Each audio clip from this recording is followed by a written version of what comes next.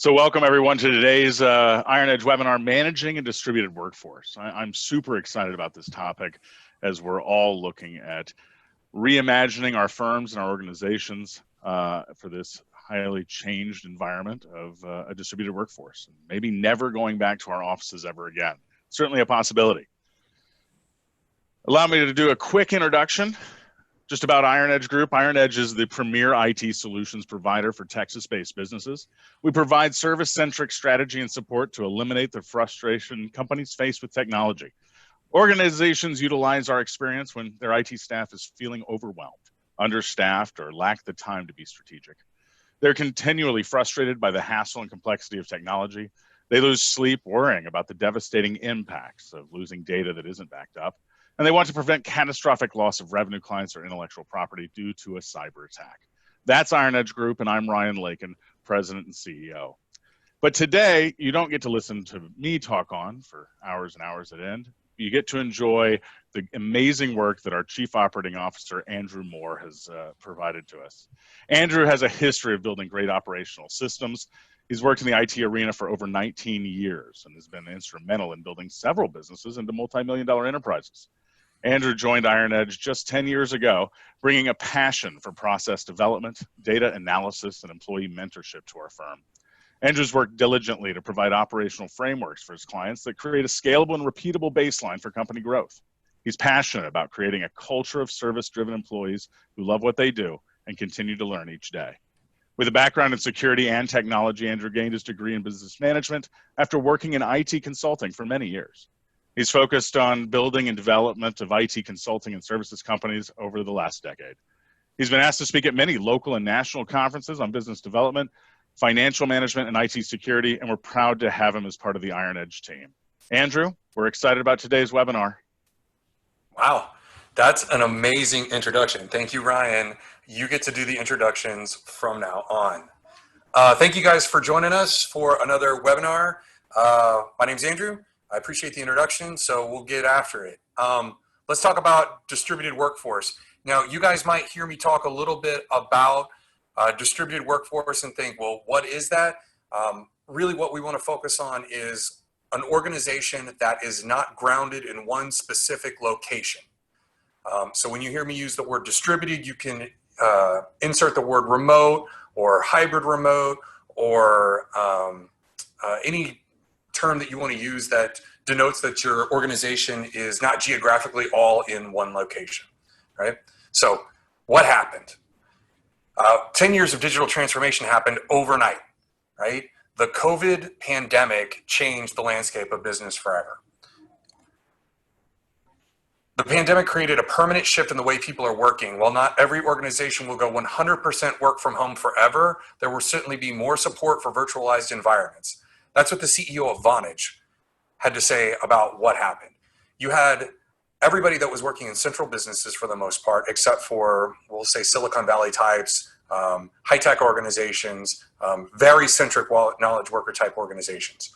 And within a couple of weeks, most organizations were forced to figure out how to work remotely, how to deal with their team not all being in a central office.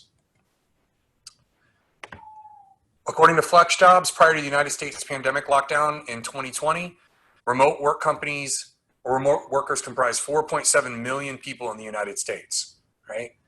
Since 2020, in March of 2020, 57% of the United States workforce was either full or part-time remote, right? Which is an amazing number if you go from roughly 3 to 5% of all working individuals to more than half of all working individuals.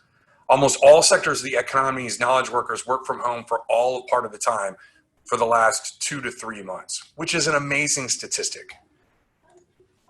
Frankly, right now, what we have to understand is that the genie is out of the bottle. You can't put it back in. And according to PCMag, most employees would prefer to work permanently from home than they prefer being in a centralized office. And before you go making the argument that employees like being remote so they can be out of the mind fly of the boss and they can not work and they can be lazy, 47% increase in productivity was found in March and April of this year versus the same 2 months last year. And that's based on cloud-based business tools, chat applications, email, and an analysis of 100 million data points from 30,000 Americans by a company called Protoscore. So you can't argue with the fact that people like working remotely, people seem to be more productive when they work remotely, and that there's no going back to the way things were. It's a whole new way that we work, said QuickBase CEO Ed Jennings. It's like back to the future. And what I want to remind everybody is this isn't the first time there's been a systemic change in the way that people are operationalizing their organizations. So we'll take, for example, the historical perspective of the collapse of brick and mortar. So the one that I like to use is the rise of Netflix and the fall of Blockbuster. And in the year 2000, Netflix's co-owner and CEO approached Blockbuster and said, we want to have a merger with you. They wanted to merge with Blockbuster for $50 million. And as part of the deal, the Netflix team would run Blockbuster's online brand. At the time, Blockbuster was like, nope, that's stupid. We've got this investment in all this brick and mortar. You are not the future. Even though they were already starting to see people moving towards digitally distributed media, people were sending stuff through the mail on DVDs. Their model had totally changed, but they hadn't taken the time to actually sit down and understand what that meant to their business as of that day. And so they passed on what became probably one of the single greatest business investment opportunities ever. So when you look at what's going on with your business, I want everybody to consider that these things will take time to fully develop, but because of this genie being unleashed from the bottle and that everybody having the opportunity to work from home, knowing it can work, utilizing their tools, being more productive, finding better work-life balance, that process has accelerated. So it's now time for people to consider how they move their companies forward and adopt these new practices, which isn't going to be easy. So we want to talk about how business leaders thrive and not just survive. And I'm sure that you've heard this. It's been kind of trite over the last few weeks, months, right? But what we want to make sure that you guys are aware of is that, especially with service industry folks, knowledge workers, office staff, most of them, for whatever reason, whether it's personal reasons, health reasons, political reasons, commuting reasons, work-life balance reasons, whatever, there's a majority of people, based on the surveys that we've seen, aren't interested in going back into an office, at least not in the way that they used to. So they're not interested in cramming themselves back in, dealing with long commutes, worrying about the person sitting next to them. And a lot of organizations have started to actually figure out as business leaders, we don't have to have everybody back in the office to be successful. It doesn't mean that we're going to do completely away with our central business location, but what do we need to do to increase our productivity and allow people the opportunity to work from home and take advantage of this so that we don't get left behind like Blockbuster? So one of the first things that you need to do is find a clear path forward. And we're going to start by establishing how you want to work, right? And we start at the top of our slide looking at distributed or hybrid. And what I'll talk about here in a minute, I've got a slide that goes into it. But essentially what you want to figure out is, do you want to just get rid of your central offices? Do you want to go to a system or a solution where there is no office? My wife works for a wonderful company who works out of New York, and none of their staff has an office, right? They all work remotely across the entire world. And they've done that for 12 or 15 years. It's amazing. They've developed processes and systems, and they have no central business location, which is why it's called distributed. Because if it were remote, that would give you the connotation that you're not actually part of what's happening in the central system. You have been removed from the central location. So you want to make this determination if you want to be distributed and just get rid of your offices, or if you want to do a hybrid model, remote model, where your organization has some central offices, whether they're in key markets, whether they're in a flagship location, but you try to decentralize a lot of the core business processes out of those central locations and allow your workers to be as autonomously remote as possible. So once you determine kind of what your workforce needs to look like a little bit and what you're comfortable with, whether it's a place to start or a place to end or kind of move through from hybrid through distributed, you need to start defining your outcomes, right? And what that means is what you expect to produce in each department, in each part of your organization, and establish metrics in order to manage those outcomes, whether that's billable hours, whether that's new sales, whether that's closed projects, whatever it looks like for your organization to create an outcome, you should be focused on what those outcomes look like, and then work your way back into figuring out how you're going to be measuring how you achieve those outcomes and what the quality of those outcomes are. And again, we're going to talk about each one of these in depth. Next, you want to digitize your processes, truly changing them, not just taking what you're doing in an office and forklifting it into what you do remotely. And I'm going to get in depth with that because that's an important part of escalating your organization past the idea of just being a remote workforce to actually being a fully distributed and actualized mature remote work organization.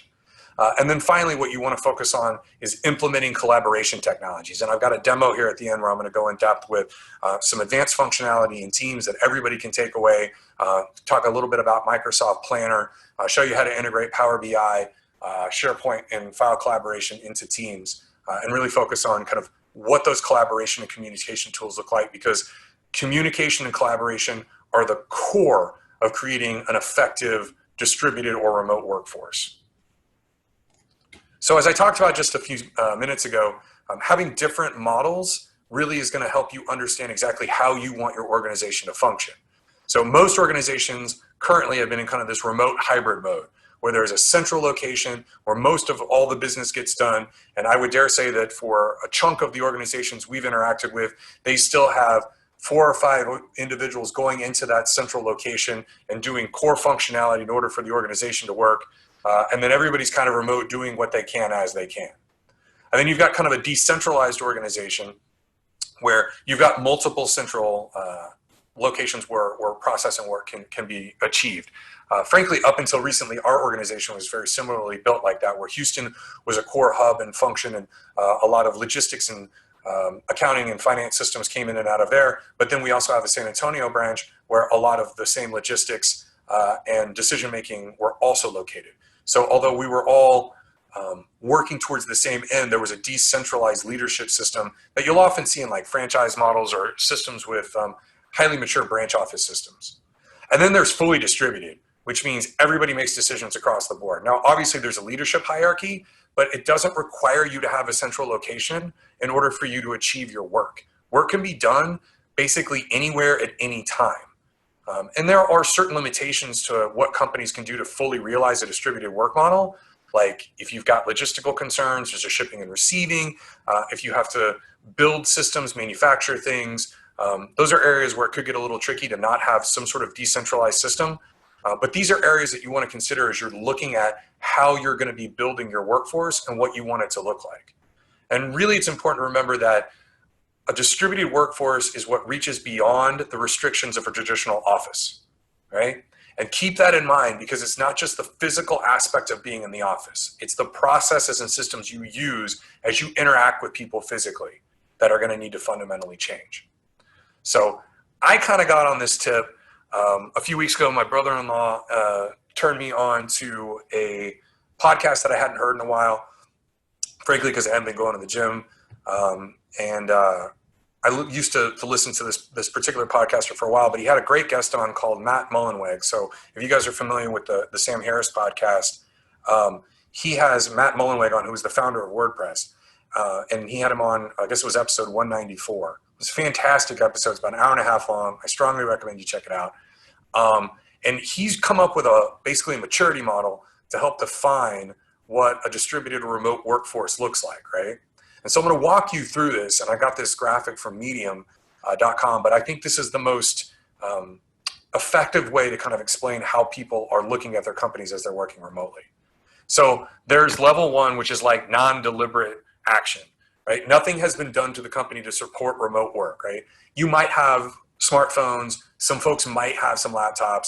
Basically, if you're at level 1, your organization does not condone, is not interested in, and does not support people working remotely. But of the unfortunate event, if there's a flood and somebody's stuck at their house and they have to answer their phone because a client called them, they can get by and kind of wait until the office opens back up so they can finally finish their job. In Houston specifically, I know that there are a lot of organizations that do not function as level 1 because of flooding and issues of being able to access their physical location. So most of the companies we work with are at level 2, which is recreating the office online. where your employees have access to video conferencing software, instant messaging software, email, but instead of like actually utilizing those technologies to their full advantage, you really just kind of use them the same way you would if you were in the office, right?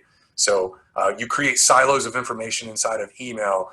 If you're using Teams, it's just to chat with people back and forth. Maybe use some video conferencing, but you're not really recording with it or taking notes.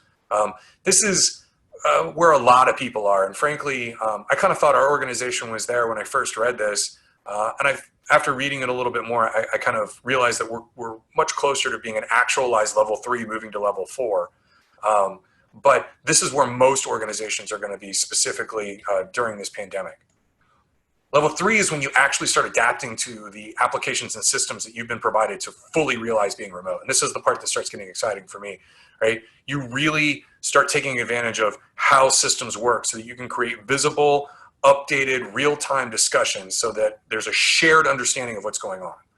And Ryan and I have had this conversation quite a few times over the last few years where there's been one level of frustration between us in the Houston office and then folks in the San Antonio office, either way, right?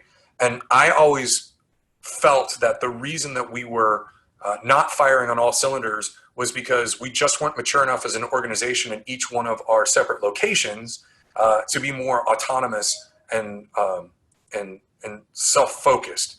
But what I realized was after going through this process over the last 2.5 months with our organization is that we weren't fully utilizing the tools to create shared language, to create a focused understanding of how we were supposed to communicate with one another. There was ambiguity of how we distributed tasks and work.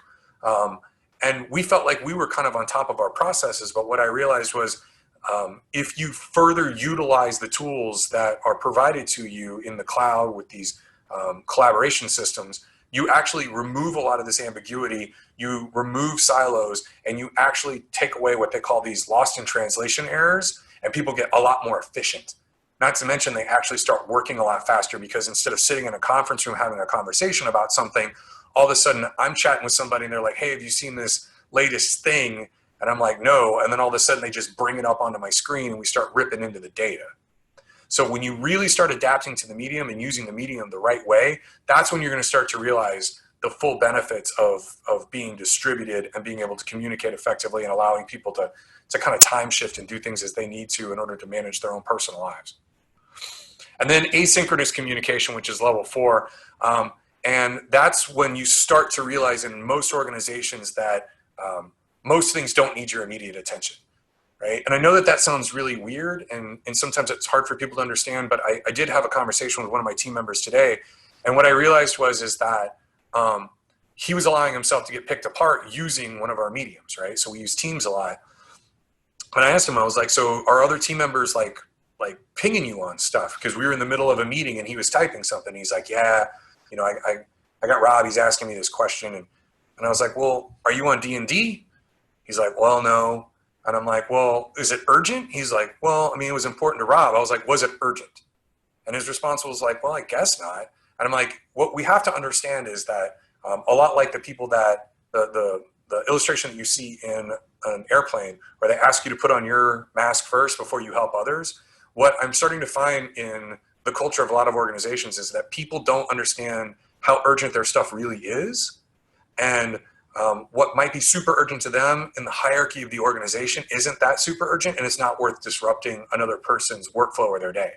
So while we've been working remote, we've seen distractions from people's families, from whatever's going on in the outside world and from the organization. And so what we're starting to work with people on is created threaded conversations, right? Allowing people to come and go from conversations as they are able to, being able to shift their work from 2 to 4 every afternoon to 7 to 8 in the evening or 7 to 9 in the evening, because from 2 to 4 they've got to help take care of the baby, or they've got to take their dogs outside, or they got to do something different, right? For those knowledge workers where you don't have shift work and you can afford to have them move their days around a little bit, creating this system that allows people to understand the expectation of when they can get back to somebody, but that they will, and they'll do it as they find the information, as they get through it, as they understand how people are communicating, is really the next level of communication within an organization, because then people can get creative, people can work in their own time, they can focus on the problems that are important. And to do that, you have to use the proper collaborative tools. I'm not going to get into level 5, which is nirvana, which is basically like it's the best thing ever because nobody ever gets there. Your goal is just constantly trying to achieve getting up to at least or past level 4. So one of the things that we learned that I'm going to strongly encourage everybody is that in order to get from level 2, where you're recreating the office online, you have to burn the boats, all right?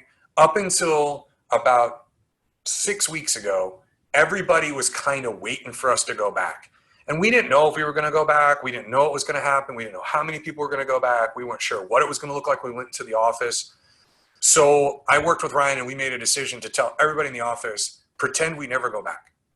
Now, that's not to say we won't, but if we just got everybody under the mindset, the mental mindset of we're not going back, right? Nobody's going back to the office. Okay, well, wow, that sucks. Now I got to figure out actually how to do my job from my house, right? And not just do it better than I did it before, right? Do it in a different way. And so burning the boats is the best way that I can analogize having the conversation with your team and say, guys, from now on, we're going to be a hybrid workforce, or we're going to be distributed, or whatever that looks like. And we're all going to figure out how to start digitizing our processes, how to adapt to this medium, right? And only then, when people stop clinging onto the idea that there's this hope that everything will go back to what they call normal, right, or what they used to know as normal, until people are mentally prepared for making this change and adapting to the new systems, then they're not going to invest themselves in making these changes. So to get to level 3 and adapt to the medium, you have to set a line in the sand. You have to burn the boats. You have to tell people, no more holding out, guys. It's time for us to try to move this ball forward and get to where we need to be as an organization by changing our processes. So how do you start, right? Now that you've established the fact that you're going to have a remote working environment, now that you've burned the boats and you're like, we're not going back, this is how we're going to work moving forward, and this is what our timelines look like, you've got to start focusing on decision aids and outcomes, right? Helping people to make better decisions, right? And how to explain how those decisions directly affect their outcomes, right? A lot of this is going to be back to KPIs, but a lot of it's back to flattening communication and collaboration.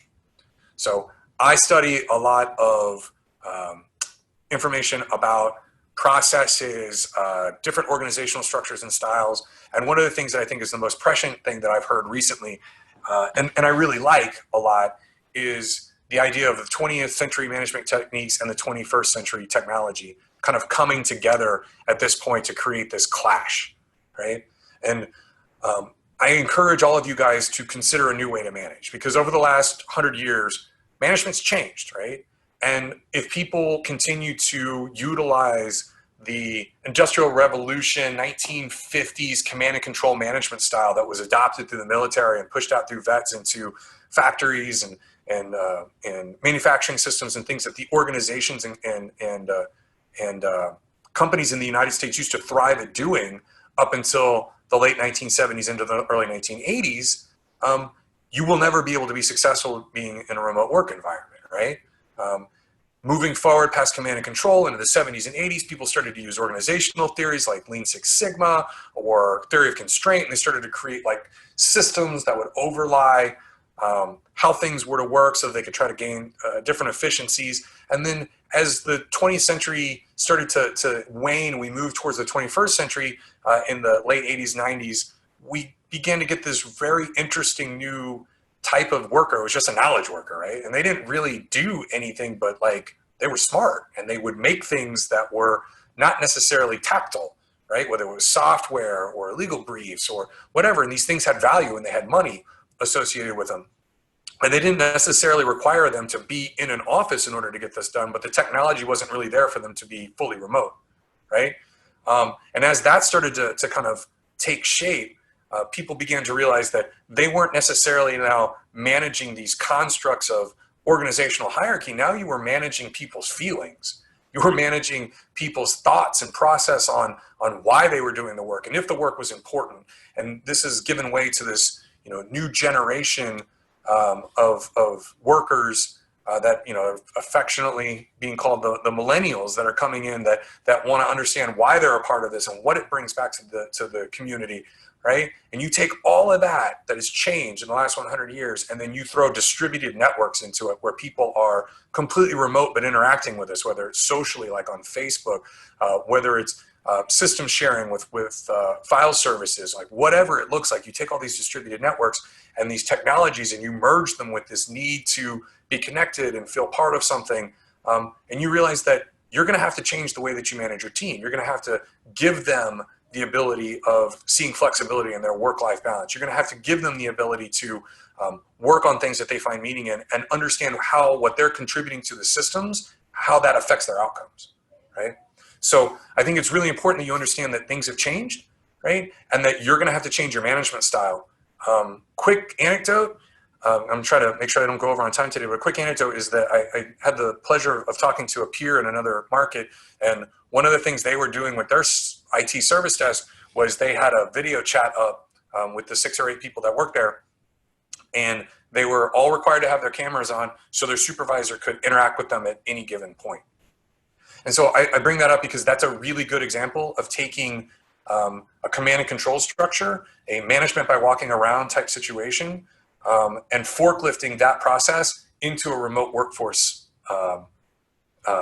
network, and potentially seriously damaging the relationships of that employer or that manager with that team member due to trust factors, the inability to use the technology properly, and to allow them to grow, right? So those are things that you need to be considerate of, is that by forklifting some of the things, moving from level 2 to level 3, and focusing on getting to level 3, you could, if you don't understand that there are managerial changes you're going to have to make to your processes and the way that you function with your team, if you don't marry those things together with your tech, you could actually create problems. So those are things to be considered.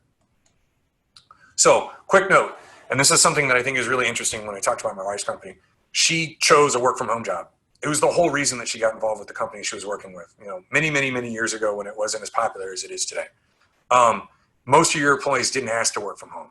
They wanted to go, well, I don't know, they wanted to go, but they expected to go to an office. Some of them want to go to an office, right? This has been a huge adjustment to them, and it's really important that you begin to consider what your distributed workforce is going to look like, and that you have discussions and expectations with your employees if you decide to keep them remote, right? Or allow them to stay semi-remote, right? Few things that I found are really important, especially after we told everybody to burn the boats, because there are a bunch of people that were like, I don't need a desk, we're going back to the office. Well, guess what? You need a desk. You need a dedicated, quiet place that you can work. Optimally, if you can as an organization, you provide them the same productivity tools that you'd give them in the office, like multiple monitors, right? That would be great. Or like a headset that they can use to communicate effectively, or a decent video camera, right? Whatever their job function is, you want to try to provide that to them, but make sure it's up to them to create a dedicated workspace. And as companies change, a lot of organizations will add this type of documentation to their employee handbook, and they'll maybe even create something for the employee to sign that says, I attest that I have a dedicated workspace, that I am capable of doing this job remotely, right? So those are things that you might want to consider as you move forward. Boundaries, that's huge, right? But they go both ways. For the longest time, organizations were very conscious about trying to set boundaries about work-life balance to make sure they didn't impinge too much on what was going on in the employee's home, which I think is huge, and that's really important. Something that sometimes you might have to have a difficult conversation with one of your employees moving forward to say, hey, listen, I know that you've got stuff that you got going on between 8 and 10 every morning to help out with the kids, right? Because it's hard with the kids being out of school or for whatever reason, right? But I need you to work a 40 to 45 hour work week. And if you're out for 2 hours every morning, I need that work back from you, right? I need you to find a way to get me your deliverables, to provide me your outcomes. Like, I need you to make sure that you're on top of your stuff, and that you're capable of delivering what you need for the organization by working remotely. So asking to the employees to better manage their time, provide them time management tools to allow them to put blocks in their calendars for things that are important to them, goes both ways. So it's something important that you should consider talking to your employees about, to help them manage what's going on and to help you set expectations for what the company needs, but also to be flexible with them, because working from home, if you're going to move from level 3 to level 4, asynchronous communication allows you to not all have to be online at the same time. It allows you to flatten out your communications, right? So it's something you should be working towards as you build the organization. And something that I think is really important, although some organizations will tell you differently, I don't let people hide behind their screens. In order to stay connected, we make sure that people have video calls.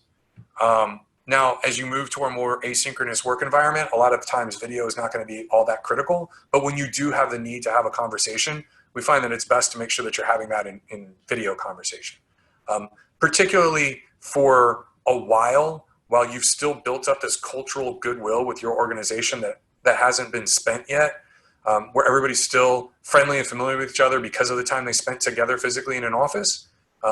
Being able to kind of get as much out of that as possible by touching base with people and looking them in the eye is really, really important. And one of the things I do want to encourage you guys to consider is that one day there won't be a pandemic. One day things will be different somehow, right? Whether there's some sort of new vaccine or whether there's some sort of treatment or something in the next year, we're all expecting to be able to get back together at some point. So what I would say is that as you're developing these processes and you're considering your team, understand that at some point in the next year, you're all going to get a chance to get back together, right? And Mullenweg, the WordPress founder, talked considerably about putting together 4 or more weeks a year that are travel years for your organization, for your team members, right? Where you're asking them to all get together, whether it's in the same market, whether it's in a different market, whatever, where they're not working from home, whether they're in a shared workspace, whether you have them, go out to the hill country and they have a retreat for 3 days and spend some time together, because building short, intense, interactive retreats with the team sometimes will create a stronger bond and build better cohesive organizations than having long, protracted interactions during the course of many, many months within an office. So it's a recommendation that Mullenweg has that we haven't had the opportunity to vet yet, but according to somebody who's done it before, it's supposed to be something that's really helpful. And again, my wife's company's done it recently, and they can't speak highly enough about how much they really learned about each other and how much fun they had when they all got together earlier or late last year in New York. So outcomes and decision aids, right? I always say begin at the end, right? Team members will be judged by the outcomes of their work. So we're going to look at sales forecasting as a quick example of a simplistic KPI that you guys should consider when looking at decision aids and outcomes, right? So for sales forecasting, the outcome is a closed contract, right? Everybody wants a closed contract. It's awesome, right? What you want to do then, after you've determined what your outcome is going to be, you need to determine what your shared language is, right? Specifically, when we do business intelligence reporting, we find it remarkable when we all get together how different the word revenue is from one department to another. What it means, what it doesn't mean, right? Those are things that everybody within your organization needs to be on the same page, so that as you guys begin creating collaboration tools, when somebody says a closed contract, they know what that means, right? They know what a discovery meeting is, what that qualifies as. They know what an activity is, whether it's a phone call, an email, whatever. Those types of things should be established so that you don't have ambiguity, right? Now, what we do is begin to measure those KPIs, right? And one of the KPIs that's easiest to measure, which I strongly recommend, is that you look for leading indicators and lagging indicators, right? So as you begin to look at leading indicators, that's going to tell you what your probability is that you're going to get the outcome that you're looking for, right? And I strongly encourage people to help their employees and understand what effort they have that contributes to the outcome, right? So the closed contract is the outcome, and an employee knows that if they do 250 phone call activities, they will get 4 discovery meetings.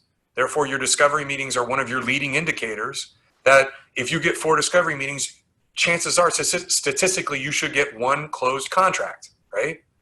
And then at the end of everything, you'll look at gross margin as a lagging indicator of how things are going, right? Do you have problems in your sales cycle, right? What are you doing? Are you not getting the right types of discovery meetings, right? You'll start to find you'll find quality controls within your KPIs. So these are really, really important. So quantify leading and lagging indicators, and most importantly, democratize the data. Give people the opportunity to know what they're doing that contributes to the outcome. There is some concern about gamification. I get it. You don't have to be completely transparent with everything that goes into the numbers. It can be like your sales activity number or something, and it's a combination of, activities, phone calls, on, in-person visits, Zoom meetings, discovery meetings, and it all wraps up to a number that if you hit that number, more than likely you're going to get your contracts, right? So those are important things for you to consider when you're looking at your decision aids and outcomes. They should be something everybody can see. They should be something that the employees have control over. I like leading and lagging indicators and knowing which ones are which, but really establishing what the outcomes of each one of the departments is really, really important to making sure everybody's moving in the same direction and communicating effectively using that common language. So we're going to talk about implementing digital transformation, right? So it's another marketecture word, right? What is digital transformation? Digital transformation is defined as the application of digital capabilities to processes, products, and assets to improve efficiency, enhance customer value, manage risk, and uncover new monetization opportunities. Basically, use technology to digitize your business, right? So there are 4 or 5 different ways that you can apply the term digital transformation to your organization, whether that's your entire market segment, that's the products that you create, whatever it looks like. For this presentation, we're going to focus on it being the idea around digitizing processes and systems within your business to build efficiencies and gain competitive advantage. Basically, we're going to find ways to do what you did before and make them digital. So here are a few examples of areas that companies can begin to focus on to aid in digital transformation. One that we've implemented, it's been in our pipeline for quite some time. Some of our clients take advantage of it, some of them don't, is our payment portal. We found this to be an incredibly important digital transformation component for what we were doing, because once a week, we've had to send somebody back into our office to process checks. So we are not decentralized, right? We now have a core financial aspect of our organization that is dependent upon somebody physically doing something, right? So we're encouraging our clients to begin using the payment portal more because it eliminates the use of checks and encourages positive cash flow. Online invoicing and review are easier for clients to deal with and to look at. There's a lot of different pluses and minuses on both sides, positives on both sides. But it's a digital process that I think is an easy one to understand the difference between just forklifting something and changing it. One of the most dramatic things that I recommend organizations do is if you're using Teams, I would say stop emailing internal people stuff in Outlook. If you have a conversation that you need to have with more than one person, do it in Teams, right? Like flatten the ability for people to collaborate, remove silos of information, because you can start adding people into the conversation. They don't have to come in midstream. Nobody has to go back and look for where that attachment was. You give the people the ability to interact when they're having these conversations in Teams. They can add things to the conversation like documents. You can create meeting notes. You can build interactive applications into the channels. If you are continuing to fill up your inbox with internal communications, I would strongly advise you to start looking at how to use Teams more effectively, and not just for a chat and video conferencing tool, to actually using it as a communication and collaborations platform. And I'm going to show you that in just one second. Something that we did early on, hence why we're having a webinar, is we moved our in-person marketing efforts to digital. Again, we're not going to do the same type of events and the same type of canvassing and the same type of marketing that we did when we were an organization that was out and about, right? Moving our systems from analog to digital took a lot of new skills, utilizing the tools in different ways. As we began to do more webinars, what we realized is bang for the buck, we should probably do shorter, smaller video content. Stuff that we can put up on our YouTube channel that can pay off time and time and time again, and reserve webinars for super important topics and things that we can market more broadly, right? In order to expand our base and to provide information to people, right?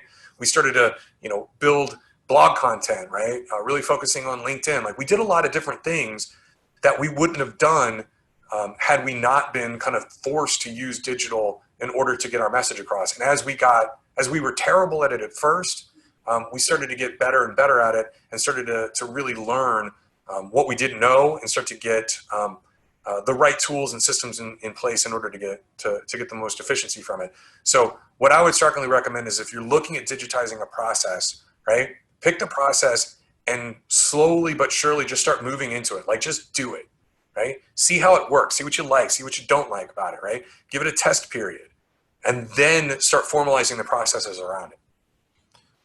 So how do we utilize technology for efficiencies, right? So if you guys remember this level 2 slide, I've changed it from communication is key, but not the old way we did it, right? An organization cannot truly manage a remote workforce using 20th century technology, communication, and collaboration techniques. You have to adapt to the medium, right? That's getting to level 3.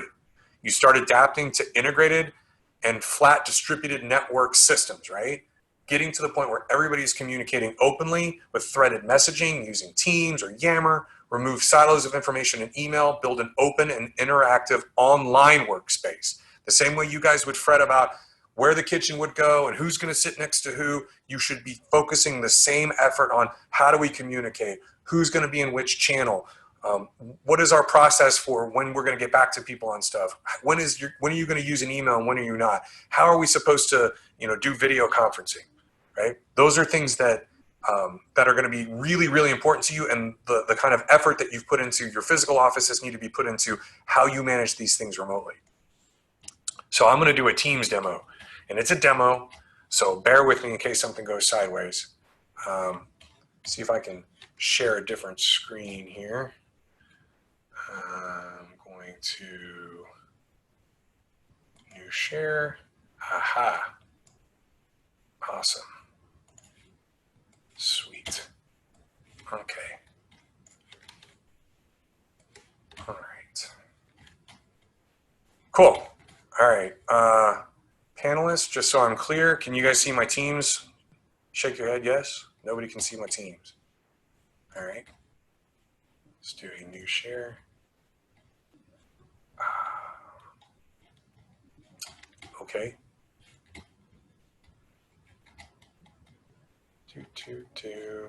There we go. Okay. Now, can you see my screen? Fabulous. Sorry about that. All right. So if you look right here, this is a Microsoft Teams chat, right? So this is our demo environment. So in a Microsoft Teams chat, this is what you guys will normally see whenever you'll get into Teams and you're having a conversation with people. So one of the things that I encourage people to do is not just to chat with folks, right? What I want you guys to do is when you create a new chat, right, you can enter people's information in here, but there's this handy dandy little group chat deal here. Click that down and start naming your threads the same way that you would in email, right?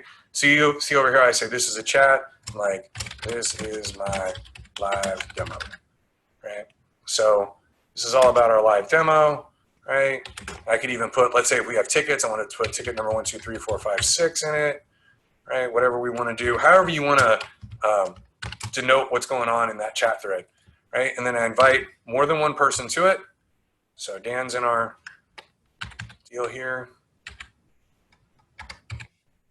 And Haley's in our deal here. So once we're in, then I can start talking to them, right? And we're like, hello.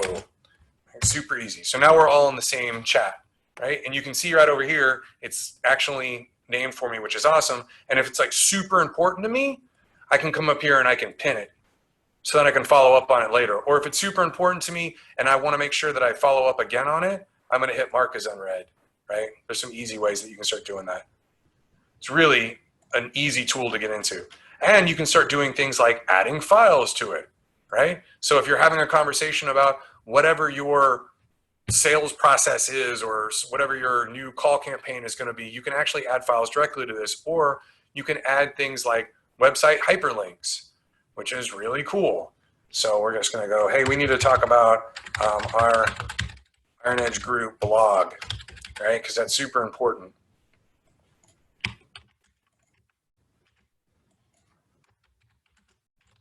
So we're going to do that. Well, that sucks. All right.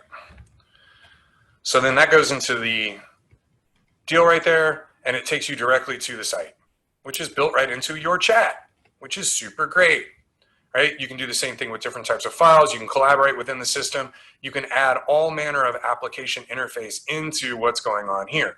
That's just chat functionality, right? So one of the other things that I would recommend is that if you're going to meet with people, that you actually take the time to create a Teams meeting, right? So Teams meeting is super important because Teams meeting allows you to enter notes, not just a chat, right? So if I decide that I'm going to meet now, right, and somebody's going to get with me, or if you've already created a meeting, right, what you can do is get into the meeting, right, and you can start creating notes, right? Show meeting notes. So I'm going to say I'm going to take some notes.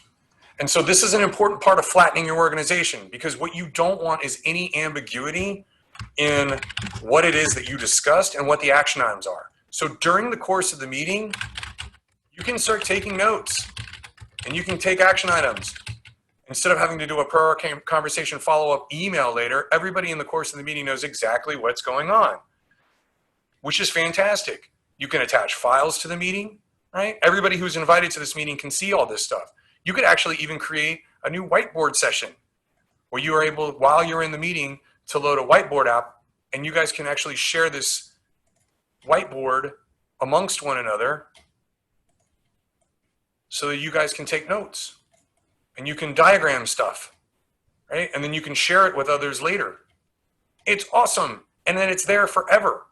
And one of the other things that can happen is if you're having a meeting and you choose to record it, you can actually port it into Microsoft Stream and you can organize your recorded meetings, right? So that way you can have information available. You can build training that goes directly into this. And this is almost all available with your Office 365 licensing, which is amazing that it's all in there. Really cool.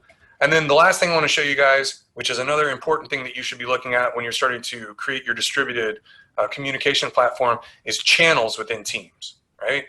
So an important thing that you can do, right, in this go-to market plan channel is develop a channel, right, within Microsoft Teams for something very specific. So this is a go-to-market plan for this organization.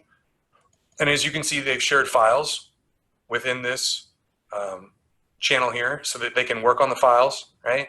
They can open them up, right? And when you do, you can edit them through the interface using Office 365 Online, so you can collaborate with somebody in real time. You can see the changes they're making. If you're on one of our last SharePoint webinars, you got to see that, which was pretty awesome, right? So there's that. One of the other things that you'll see is that you can build Microsoft Planner systems, right? So you can create different buckets and you can start adding tasks to these buckets, right? And you can assign people to those tasks. They can say whether they're in progress or not. They can set their start dates and end dates on them, right? They can add information about it. They can ping one another. They can do all sorts of stuff. So you can really start to see what these workflows are within your organization, what tasks you're holding up the rest of the team from getting stuff done based on their priority, what's in the red, right? So you can see what's late. You can see all sorts of really neat stuff in here. So Planner is a really great way, also included in this product, that gives you a chance to start creating like some Kanbans and some actionable information that can share everybody's progress and hold each other accountable, right? One of the most interesting things that I like about this system is that you can integrate Power BI reports into it, which is hot since we're already a Power BI gold partner with Microsoft, right? So then you can start actually looking at those KPIs I was talking to you about and leading and lagging indicators, and the reports are fully built out, right? Just like you would be able to get into any sort of Power BI report where they have data and information, and they have multiple tabs. So you can see your trending analysis, you can see drill down capability, like all of this stuff is built into these reports, just as if they were online. So these are some of the most interesting things that I found within Microsoft Teams that begin to flatten things out for your organization and give people the chance to communicate effectively. I strongly recommend that that those are parts of the system that you don't just ignore and that you just don't assume are too difficult to implement, but you start the process of moving those along, right? So just to kind of get back to where we were,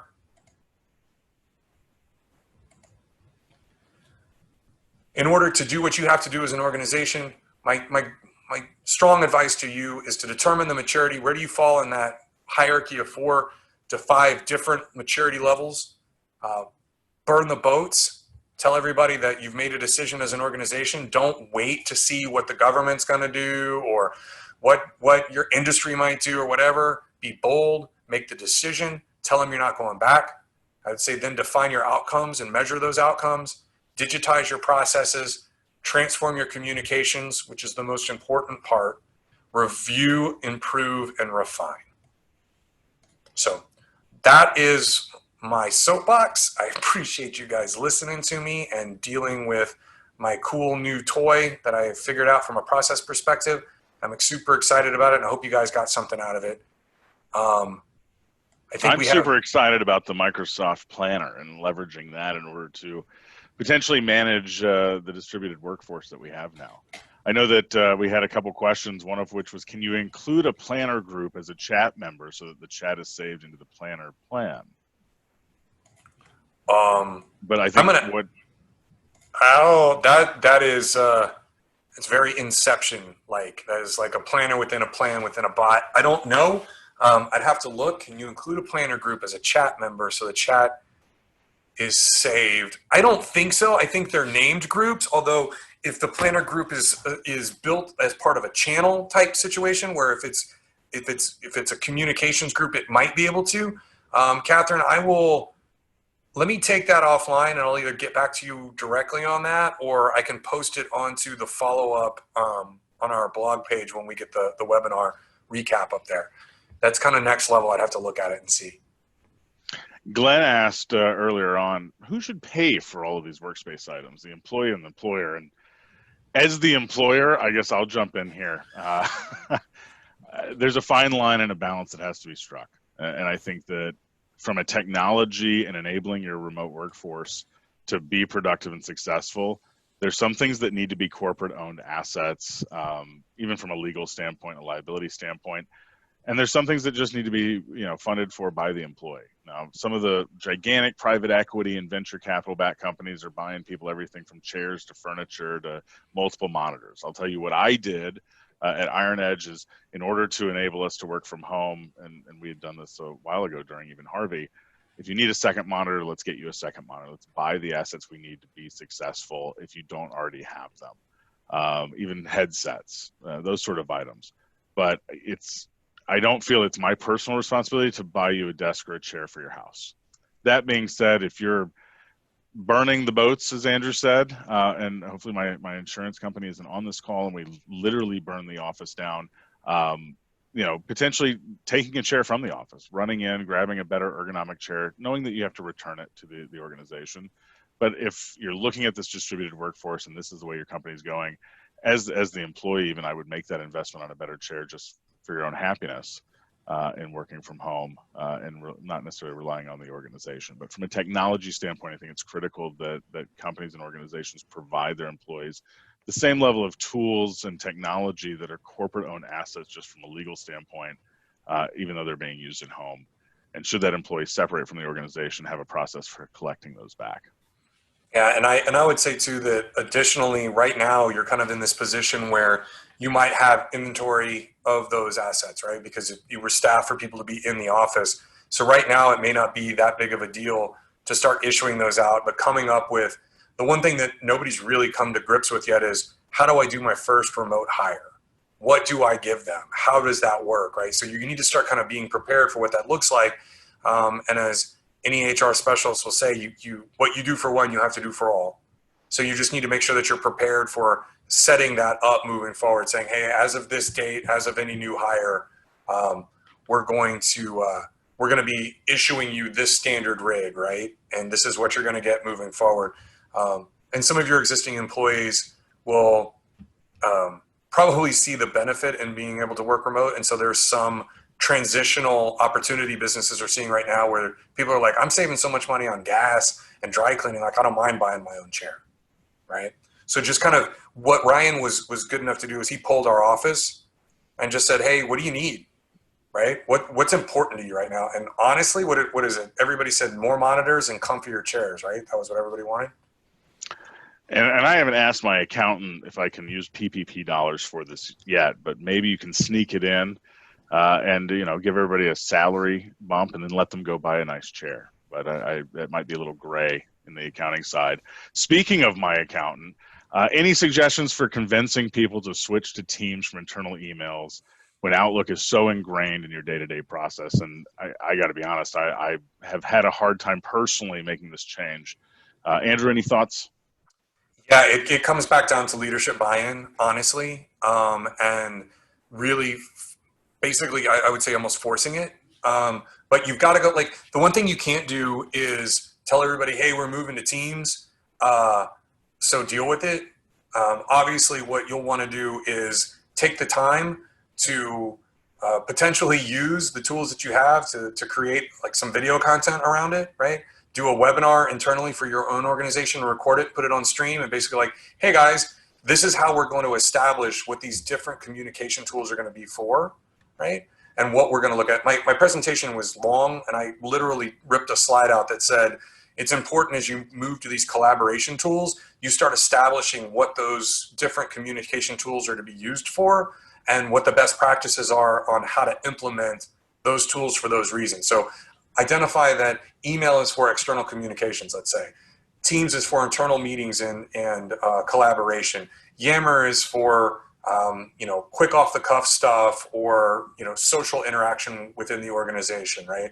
Planner is for this, right? Like be able to start establishing those different communication systems, and then you'll start to see where people might get confused and where there's overlap. And I guarantee you'll start to find potential systems that you could rip out and stuff that you don't need, or things that you're communicating. Like in our organization, one of the reasons I'm trying to get rid of email communication for internal people is that our ticketing system and stuff generates so much information into our email systems. Sometimes I miss a lot of important communications, either externally or internally, because my inbox is a mess, even with rules. So being able to centralize my internal communications to Teams and be able to set my priorities and my action items based on that, and being able to communicate with those folks through that channel, and knowing that anything that comes in on Outlook is going to be more actionable, it's going to be more client facing, it's going to be something that I need to get to because it's coming from the outside, or it's somebody that's internally communicating with me with somebody from the outside. That changes the way that I communicate on that channel. It's more formal, it's more thoughtful. It provides me more of an opportunity to consider what I'm going to do because I'm looking at the different threads. Whereas internally with Teams, it's shorthand sometimes, it's emojis, it's professional but also quick, and it really changes the dynamic of how we're communicating and making sure we're all on the same page with adding those notes and creating file collaboration and putting hyperlinks and stuff in it. So my advice would be get a few of your senior folks on board with it and have them start really understanding how it works, get some of those folks trained, and make sure that people are going to start using it, and then train the rest of the organization on it so that everybody's got buy-in. And I'll add that one of the easiest ways Andrew's converted me from email, because trust me, I live and die by it, is to literally rip an email thread and put it into Teams and say, hey, email is moved over to Teams now, let's use this.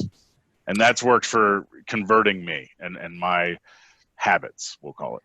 Yeah, there's a function in Outlook that has not been released yet, although it's been promised. I'm hoping to see it soon, which is you can take an Outlook email and directly turn it into a Teams message. You can email a Teams channel, right? So that it'll take that information, but there's no way to convert it directly into a chat that I'm aware of without this button yet, although I could be wrong. It's fairly new. So I literally will just copy the email out and I will create a chat group with everybody who was included in that email. And I will make the subject of the chat group the same as the email. And be like, we have moved this to Teams. And then I start communicating on it. And what I also try to do, honestly, Brian, too, is I will add something of value to that Teams chat. I'm not just going to pick the text up. I'm like, oh, and by the way, here's a link to that document that you were asking about, or you know, here's a file that's going to explain how that works, or here's the PowerPoint we were going to use for that presentation, so I don't have to attach it to an email and turn my email system into a siloed file repository, which is what it turns into when people email people internally. I hope that helps a little. And one last, and I had this challenge recently, is having the same people but in different chats. So you said having different chats and naming them in that group, but a lot of times we're talking to the same group of people about different topics. Can you create different chats by topic and name?